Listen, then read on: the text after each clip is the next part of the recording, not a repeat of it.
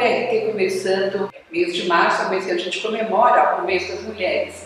E como somos mulheres, comemoramos muito, recebemos muito parabéns e confraternizamos entre nós e principalmente trocamos experiências. Nós sabemos como é ser mulher, como é difícil, e nós estamos convidando duas especialistas, duas feras em cultura, que é um nicho assim bem fechado. E elas vão contar toda a experiência delas, como elas chegaram até aqui, o que elas estão fazendo. Vocês vão adorar. Vou apresentar as nossas convidadas. Aqui do meu lado está a Antonieta Tordino. Ela é artista plástica, pintora, ceramista e escultora. E também é aquarelista, só que ela não colocou aqui na nossa lista, mas ela é tudo de bom como artista.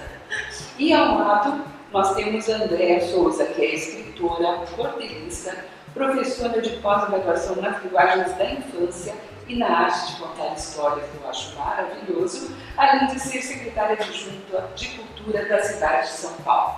Sejam muito bem-vindas e a gente quer saber tudo de vocês. Vamos começar pela Antonieta. A Antonieta teve as suas obras expostas no Conjunto Nacional do dia 3 ao dia 28 de fevereiro. E foi uma coisa maravilhosa, porque é a região central de São Paulo, a região que leva muitas pessoas, que tem muita gente em trânsito, e as obras da Antonieta estavam lá expostas. Vamos começar por lá, Antonieta. Como você sentiu de estar ali no Conjunto Nacional? Olha, surpresa, porque uma tela que eu fiz em 55, que era o começo dos meus estudos, e de repente eu vejo ela ampliada. Olha, é interessante, porque como ela foi bem ampliada, eu falei, mas ela está certa, porque se ela tivesse algum erro, uma ampliação aparecia, né? Me senti muito homenageada. Depois de 70 anos de história, de trabalho, né? Olha, uma coisa boa, né? Da Avenida Paulista, eu. Exato, foi em comemoração à semana de 22, né? Agora, vamos ver toda a tua história. Como é que foi? Você, em 1955, já era pintora, num ambiente extremamente masculino. Como foi isso, Antonieta? Olha, é uma coisa muito sofrida.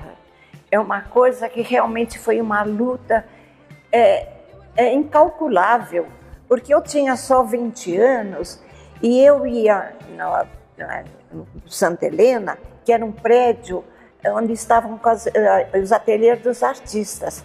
Então, Rebolamos Gonçalves em cima, tinham grandes nomes. Eu era doida, gente, para aprender. Eu fugia de casa.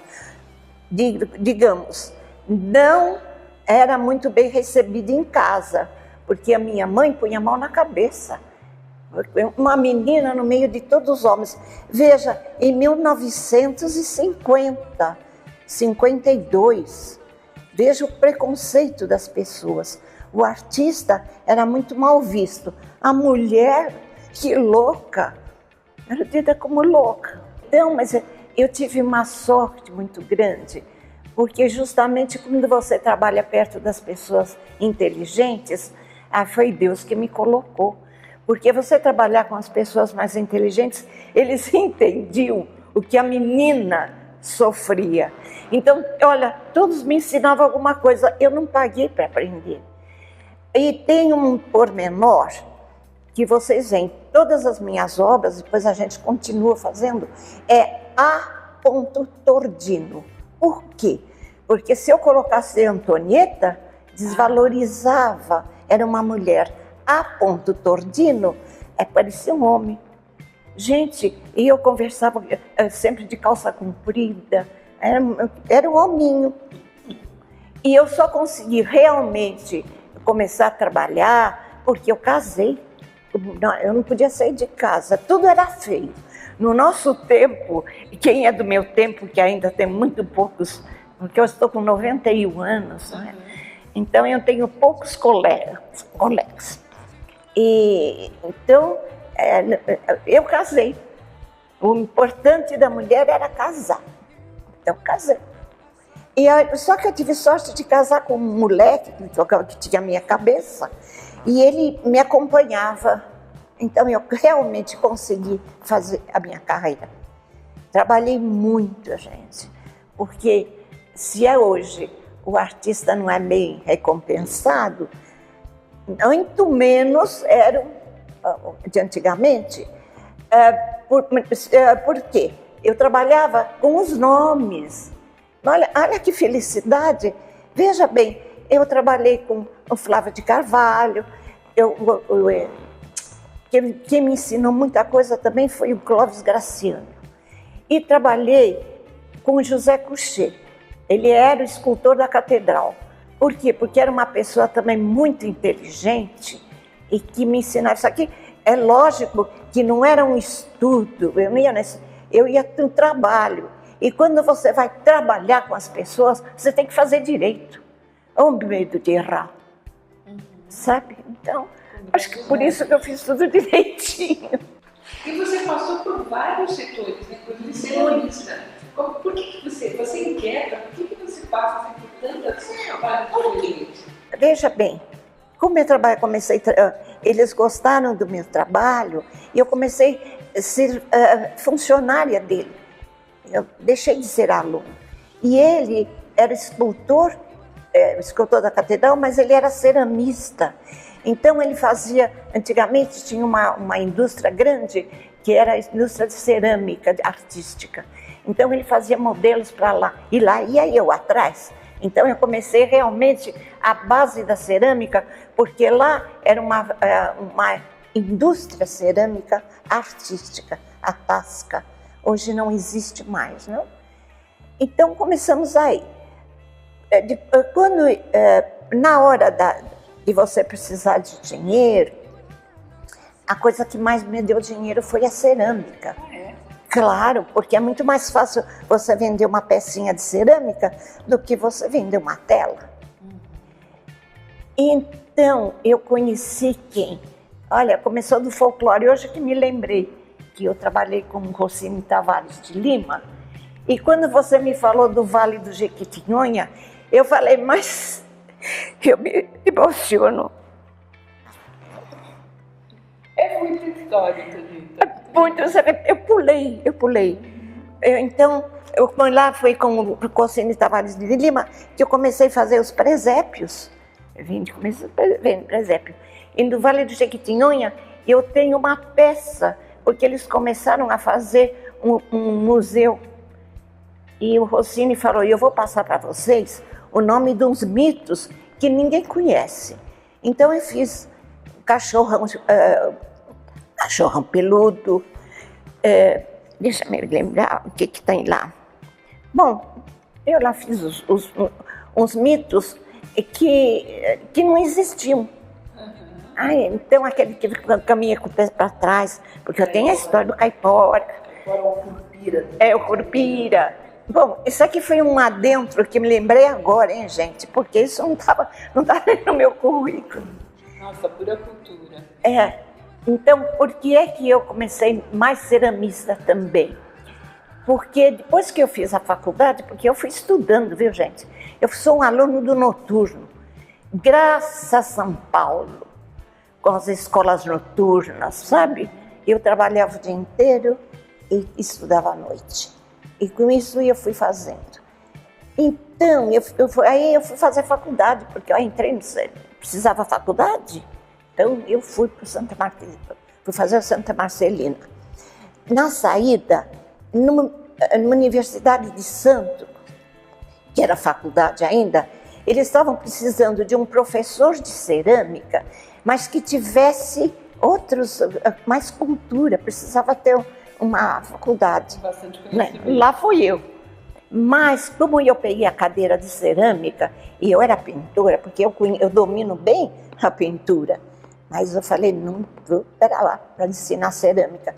O que eu vou fazer? Eu vou estudar mais.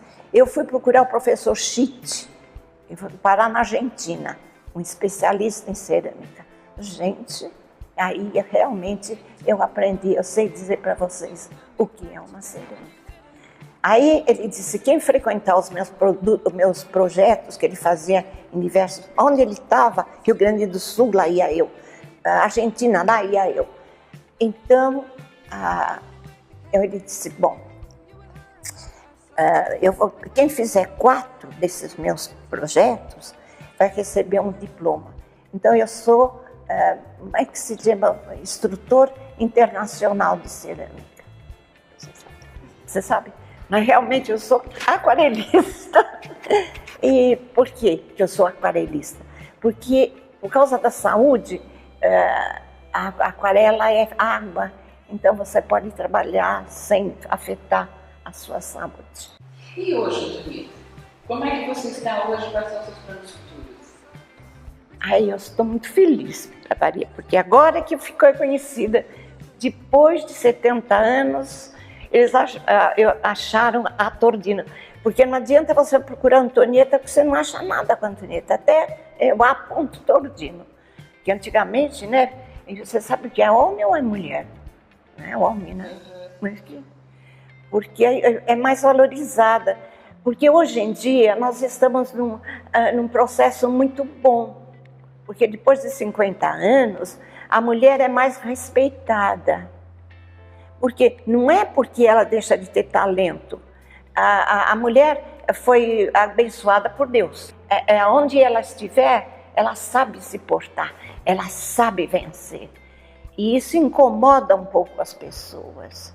Então nós ainda precisamos de mais abertura. E dentro dessa abertura, saber aproveitar. Gente, não adianta, a mulher precisa saber a liberdade que ela ganhou. Porque ela não pode esquecer que ela é mulher e que ela é mãe. Então, em primeiro lugar, ela continua sendo mãe. Aí ela é artista, ela é talentosa.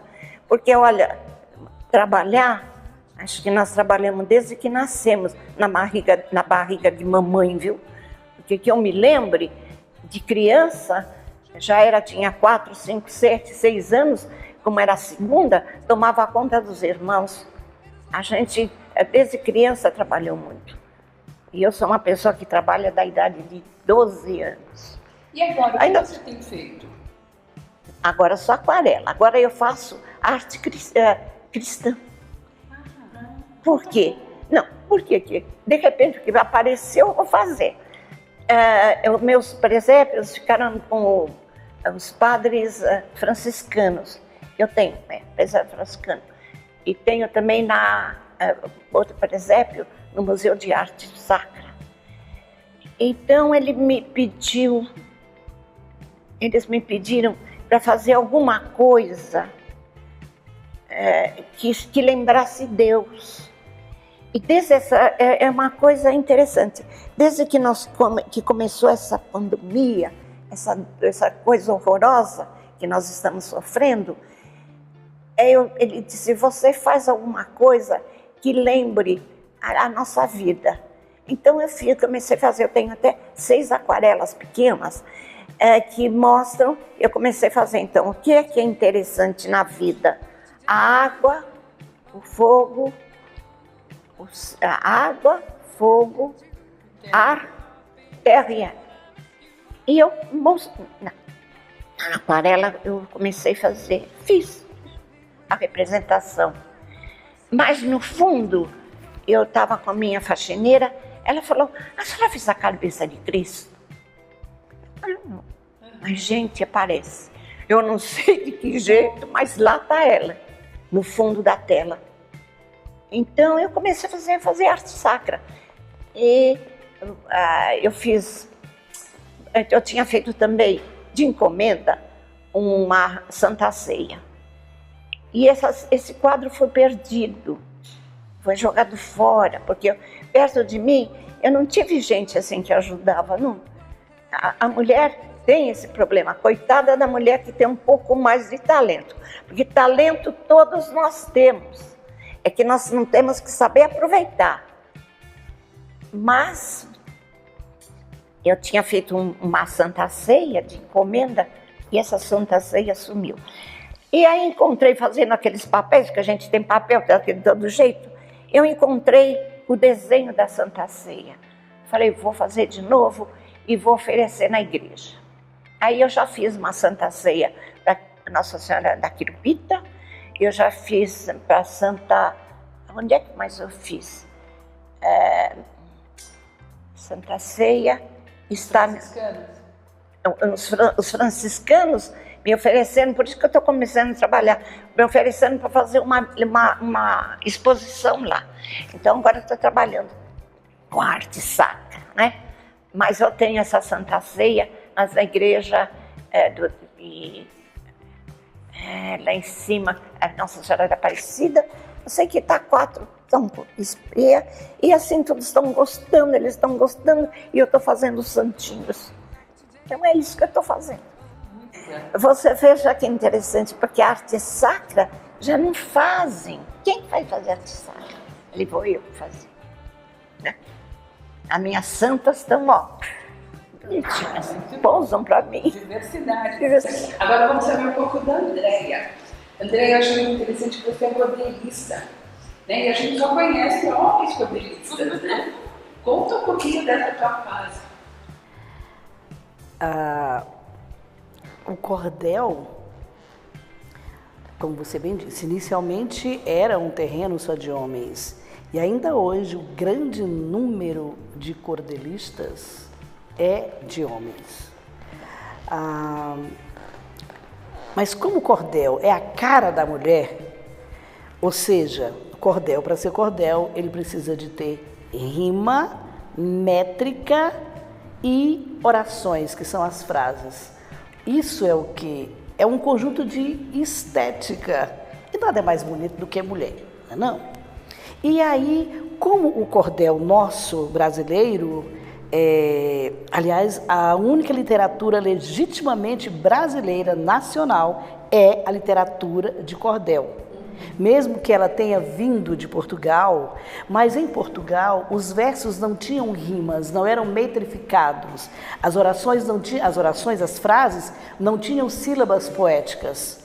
E foi aqui no Brasil que ela ganhou esse formato. A primeira mulher cordelista também utilizou o nome do marido para poder apresentar os seus cordéis. Um dos cordéis mais famosos, cujo nome tem nome de mulher, que é a Donzela Teodora. A Donzela Teodora, ela era escrava de um senhor feudal muito importante, mas que valorizava o trabalho dela. E ela era uma sábia, ela estudou ciências, artes, lutas, paisagismo, todos os assuntos Teodora sabia. E um dia esse proprietário dela foi preso, perdeu todos os seus bens, e ela disse para ele: me leva até o rei, eu vou conquistar para você a sua liberdade, porque você sempre me valorizou.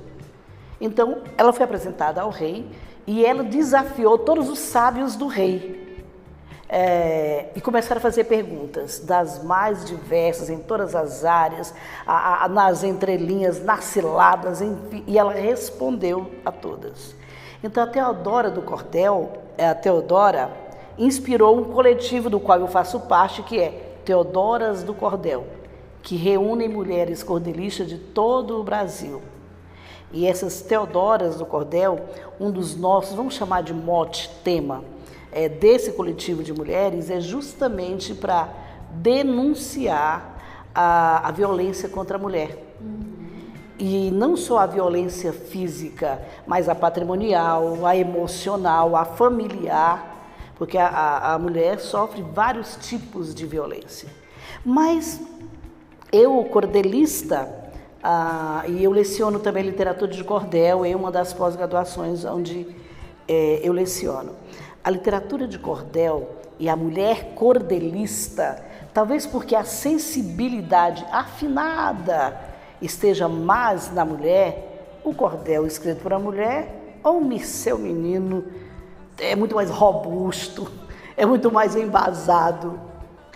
A minha carreira dá-se, ai que chique falar dá-se, a minha carreira acontece basicamente por conta do livro, da leitura e da literatura. Eu aprendi a ler com 6 anos e não tinha livros na minha casa. Eu aprendi a ler ouvindo meus irmãos soletrarem, deadá, deodó, dado. Eu achava aquilo bonito, aquilo para mim parecia uma cadência, um ritmo, e pedi para eles me ensinarem.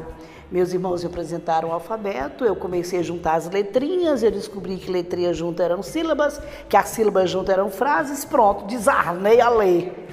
Mas não tinha livro na minha casa, a não ser o mais importante de todos os livros, a Bíblia. E tinha cordel, porque o meu avô índio, eu sou bisneta de pajé, e o meu avô índio, dos Tapuias do Piauí, ele gostava de cordel. Então eu tinha cordel e Bíblia. Aí eu queria ler mais. Cheguei para o meu pai com 6 anos. Papai, me dá livro? Ele olhou para mim. Tu come livro? Porque eu só trabalho para encher o bucho de vocês. Se tu comer livro, eu vou procurar livro para tu. Vou trazer. Aí eu me concentrei, 6 anos, final da primeira infância, como diz Raul Seixas, inocente, pura e besta, né? 6 anos a gente acredita. Aí eu fiquei me concentrando ali para sentir fome de livro. Só que a fome que eu identificava era a fome de comer baião de dois, rapadura, tocinho, cuscuz, não era de livro. Administrei. A mulher, principalmente não, né? Mas a mulher nordestina, por tanto preconceito, desde pequena, nasceu mulher, já se vira.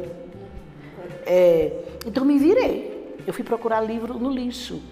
Na cidade onde eu morava, Crateús, Ceará, eu fiquei dos meus 6 aos 7 anos e meio buscando livros no lixo. Na casa, no monturo dos ricos, monturo é aquilo tudo que eles não queriam mais jogar lá por cima do muro, era um monturo, um monte lá atrás do muro. E eu ia procurar livro. O meu avô índio preparou para mim uma forquilha, sabe, forquilha é aquela vara que termina em 2 galinhos, parece um Y, que era para ajudar a mexer no lixo, para ver o que tinha lá embaixo. Era a minha baeta, garimpar o meu ouro, era a forquilha que meu avô índio fazia. Achei livros magníficos e eu ficava pensando como é que as pessoas jogam livro no lixo. E ao mesmo tempo, graças a Deus porque jogam. Como eu já havia achado livros sobre piratas, contos de fadas, eu sabia que o pirata roubava. Então, para eu resolver alguma coisa psicológica na minha cabecinha, eu fingia que eu era um pirata e que eu estava à caça do tesouro. Isso até é a ilustração do meu primeiro livro, tem um pirata caçando lixo, caçando livro. Aos 7 anos e meio, numa das casas que eu mais procurava lixo, um dia o dono da casa me catou pela mão. Eu imaginei que ele ia me bater, imaginei que ele ia me violentar, imaginei um monte de coisa. Me arrastou literalmente para dentro da casa dele, que para mim era um castelo. Me puxou numa escada de madeira, espiral, para um corredor imenso, a imagem não sai nunca da minha cabeça. E eu com medo, encolhida, olhando assim para baixo, eu sabia que era um corredor porque tinha muitas portas. Até que na última porta, ele abriu a porta com violência, me jogou, fechou a porta, eu me encolhi, eu imaginei, ele vai me bater, ele vai me violentar, ele vai me matar. Eu fiquei encolhida. Aí ele se agachou com uma voz carinhosa. Aí falou, menina, não tenha medo, eu não vou te fazer mal. Aí ele falou, levanta o rosto, olha para mim, mas eu não levantei, eu fiquei assim. Aí ele mesmo levantou o meu queixo assim, para olhar para ele. Aí ele falou, tua mãe sabe que tu tá na rua?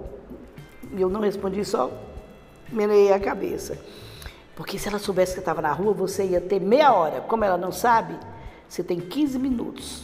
Levanta, olha, leva o livro que você quiser. Aí saiu, fechou a porta, não com a violência como abriu, fechou delicadamente a porta e eu olhei, era um quarto branco pintado, com prateleiras brancas pintadas de baixo até em cima.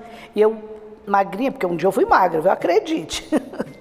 Magrinha, com 7 anos e meio, me afastei para a parede e fiquei olhando. Eu entrei em êxtase. Nunca tinha visto na minha vida tantos livros cheirosos, novos, porque o livro que eu tinha cheiro de cocô de galinha. Que a minha mãe era minha restauradora. Ela fazia uma gominha, colava as páginas, costurava às vezes, que ela uma exímia artesã, costurava as capas. Aí eu vi aqueles livros. Aí eu tô sonhando. Aí eu peguei minha mão esquerda, belisquei o joelho direito com força, que eu pensei assim, se doer, talvez eu não esteja sonhando. Aí eu me belisquei e doeu, então eu não estava sonhando. Aí eu fui, no tamanho que dava a menininha de 7 anos e meio, fui na prateleira que a minha cabeça alcançava e puxei um livro. Primeiro livro que eu peguei, inteiro, cheiroso, até hoje, eu cheiro o livro, você não tem ideia, até hoje eu cheiro o livro. Aí eu puxei o primeiro livro, eu sei até hoje um dos primeiros parágrafos, Iracema, José de Alencar. Iracema, eu posso dizer aqui, esse primeiro parágrafo do livro? Iracema, a virgem dos lábios de mel, que tinha o cabelo mais negro que a asa da graúna e mais longo que o talhe da palmeira. O favo da jati não era doce como o seu sorriso, nem a baunilha recendia no bosque como o seu hálito perfumado. José de Alencar, o poeta principal da literatura na época do romantismo, cheio de metáforas, escrevia desse jeito.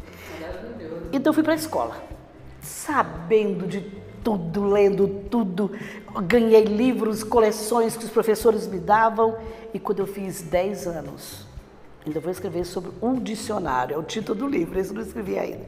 Quando eu completei 10 anos, meu pai me chamou, com as mãos para trás, assim, bem sério, pensei até que ele ia me dar bronca, ia me bater.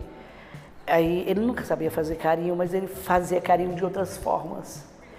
Com a mão assim para trás, o olhar assim, sério, olhando para mim.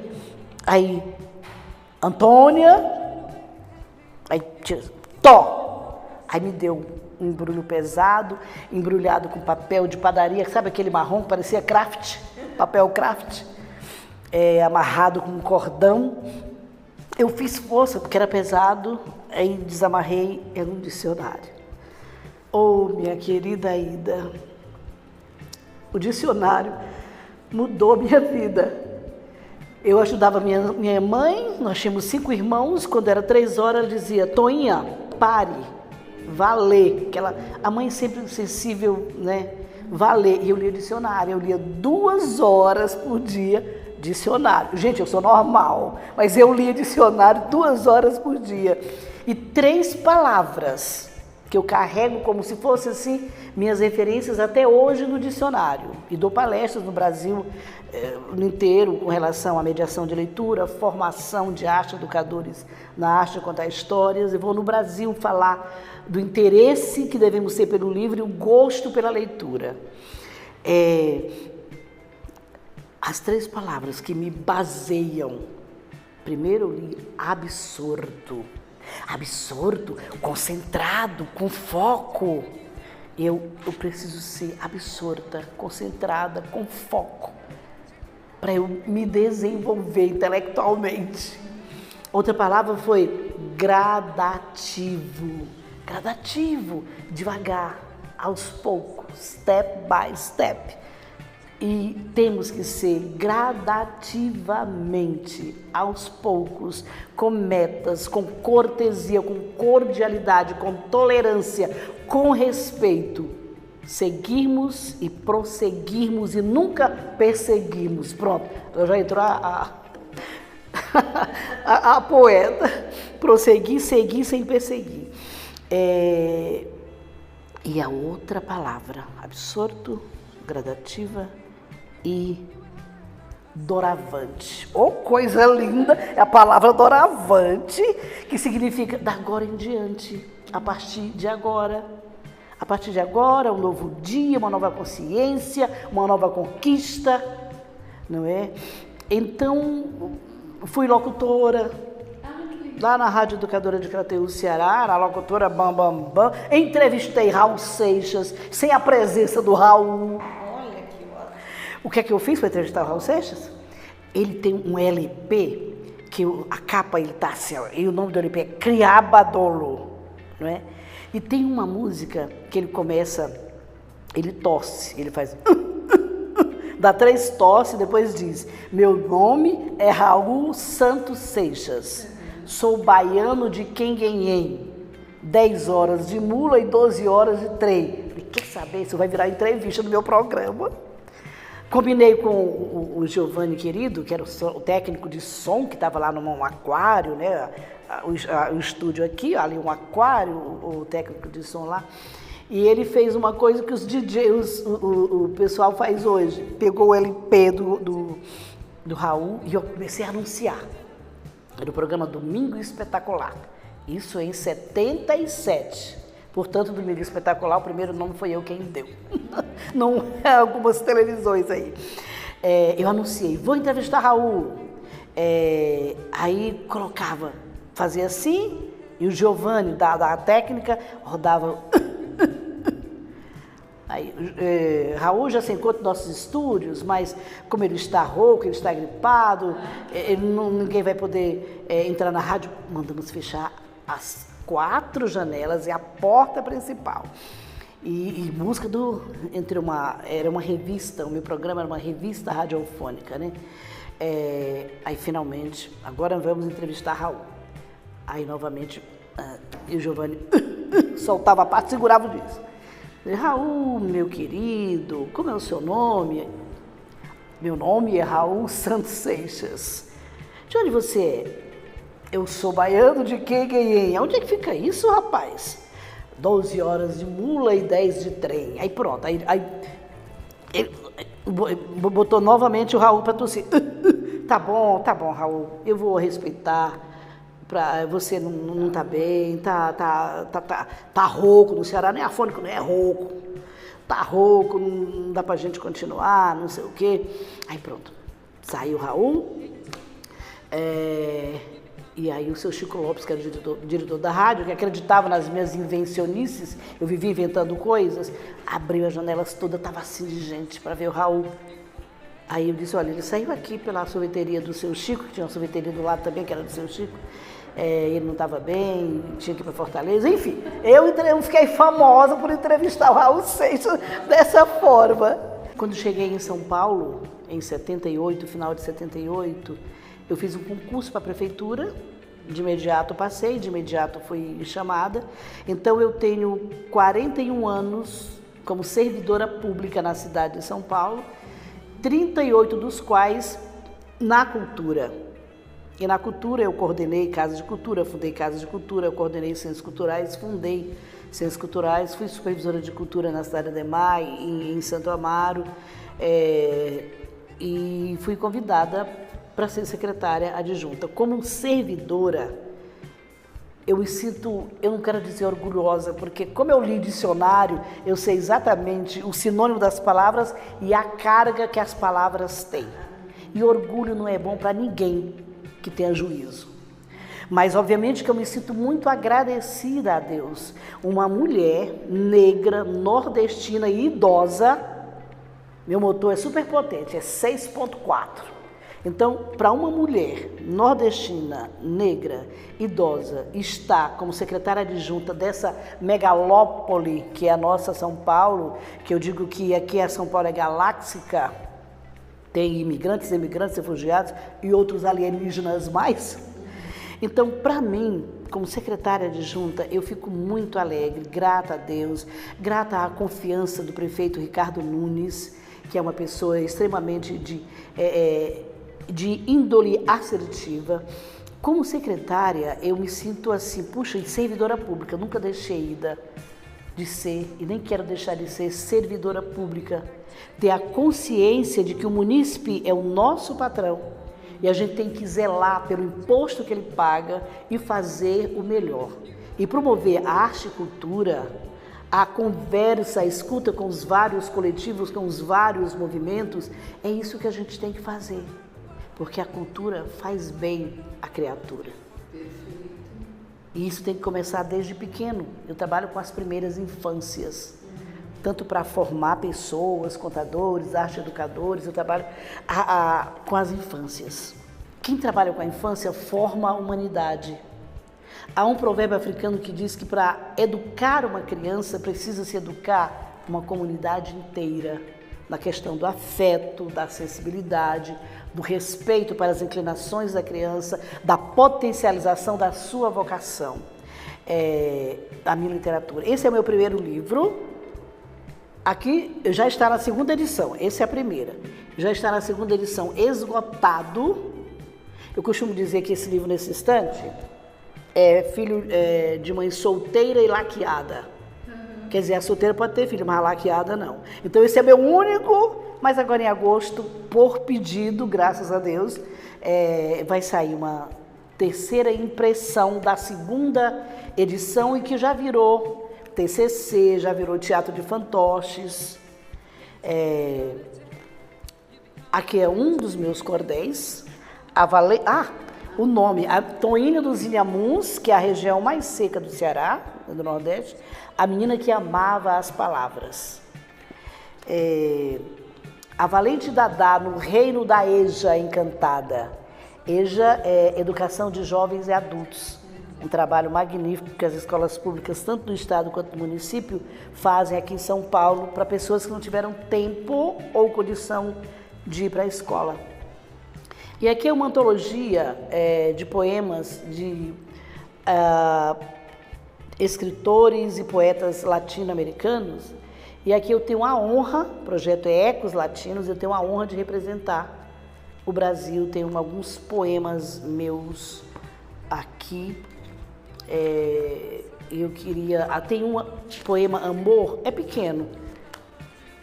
O amor, o que é? O amor é pássaro, voa, plaina, canta, bicoteia, rodopia, faz ninhos. O amor é poeta, inspira, suaviza, celebra, encanta, faz canção. O amor é artesão, pinta e borda, costura e customiza, faz arremates. O amor é coração, pulsa, toca, acelera, sente, aperta, faz batidas. Muito bom! Andréia, adorei a tua história. Antonieta, também adorei a história de vocês. Vocês são muito ricas, né? A cultura nossa é muito interessante e as mulheres valorizam muito. Então, você vê, com 70 anos de trabalho, eu fiz muita coisa. Eu tenho peças no exterior também, representando o Brasil, no México. Eu tenho em vários... em Evrão, eu sou a única pessoa representando o Brasil no museu de lá. Quer dizer, tudo isso são trabalhos, né? A gente tem mais de 50 exposições. Quer dizer, é uma carreira que parece que foi fácil, mas não é não, viu, gente? Isso aqui. Foi muito bom ter recebido vocês, a história de vocês é muito rica. E a gente precisa continuar, porque só num programa não dá para falar toda a riqueza que elas têm, né? Eu tenho uma história de 1 minuto e meio. Um belo dia, o sol radiante olhou no final do dia e viu a lua nova. O sol se apaixonou, pediu a lua em casamento. A lua pensou, se eu disser que não, ele vai explodir de tristeza, ele vai ser bom para a terra. Se eu disser que sim, ele vai se movimentar, vai explodir de alegria, ele vai ser bom para a terra. Então ela resolveu e disse, vou pensar.